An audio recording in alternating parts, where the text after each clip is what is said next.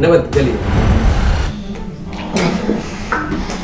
kuma mashquulsana wiilkan dhalinyarada ah akhrinta darsigiisa, sidoo kale ma daawanayo warar ama mowduucyo kale oo noloshiisa waxtar u leh, laakiin waxa uu ku foogan yahay howl aan u wanaagsanayn caafimaadkiisa, aakhiradiisa iyo noloshiisa dhalinyaranimo.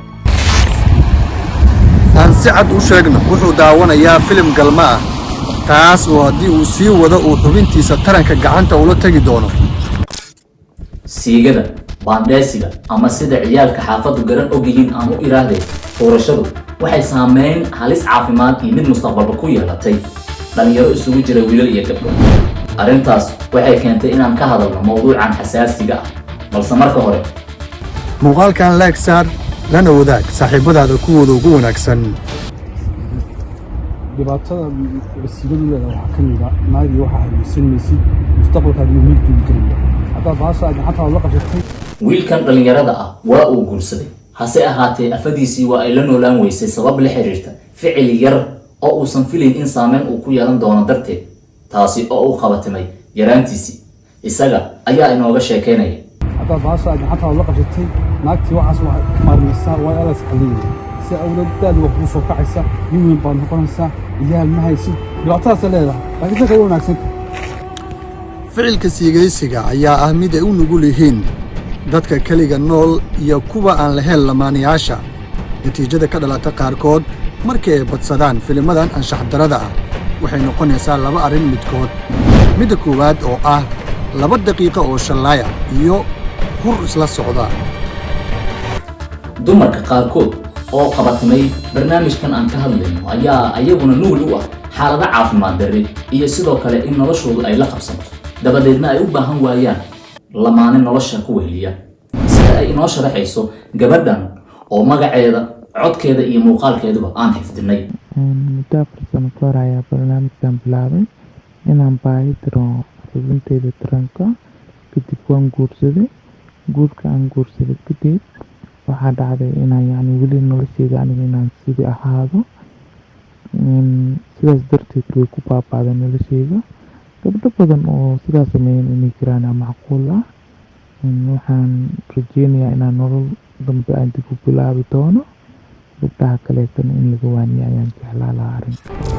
haddaba siigayste waa maxay khatarta aadan ogeyn ee aad dhexmushaaxayso? maxayse yihiin culeysyada mustaqbalka aad wajihi doontid? dumarka kale wuxuu ku sababtaa wax loo yaqaano delayed orgasm, yani in ay biyahoodii ay soo daahaan. maxaa yeelay waxay isticmaali jirtay sex toys oo kale, ama yani waxay qof aad u isticmaasho kale inay fingerskeeda kale ay isticmaasho. so waxaa baaba'ayo mucuska ama yani sensationka oo gudaha ka jiro oo vaginaha. so hadhow markii qofkii marriage samayso during markii yani la macal qanunayso ninkeedii waxay u baahnaan doontaa in ay waqti badan yani ay u baahnaato si u sameysmo orgasm, yani inay ka imaadaan biyo, because of waxaa dhintay oo aad u baaba'ay yani receptorska stimulationka badan samey lahay oo qofkan ciyaanka keeni lahay inay orgasmada ay ka imaado. so ayadana waa problem kale oo ay dumarka kala kulmi karaan yani siigaysiga faraha badan. marka ragoo kale oo isticmaalo wax loo yaqaan saxophoneska ama yani telefoonada ku hadlo kale ayagana dhibaato badan ayay ku sababtaa. waxay ku sababtaa laba shay oo yani u baahnaan doona in qofka loogu sameeyo intervention ama laga fargeliyo. waxaa jira wax loo yaqaan spermatosil oo yani in qofka marka oo habeenkii telefoonka ku hadlo oo wax badan yani oo stimulation dareen oo qofkii maskaxdiisa ay soo galaan, yani in la sameeyo shahwadaasna danna yani jirka u baahatay in laga saaro lagana saarin. waxay sameynayaan marka inay ururto ay adkaato xaniinyi meel kamid ay degto qofkina macnaha xanuun ay ku keento. marka sidoo kale waxay keenta wax loo yaqaan varicocele oo ah yani xeedada xaniyaha qaar ay barbararaan khaasatan kuwa vaginiform plexuska. marka haddii qofka uu ku dhaco varicoceleka waxaa la sheegaa in 30% oo ka qaato madhaleysnimada. dhalinyaro badan waxa ay aaminsan yihiin in ficilka siigaysigu uu yahay mid wanaagsan marka loo babacdhigo galmada aan xalaasha ahayn ee uu qofku sameeyo.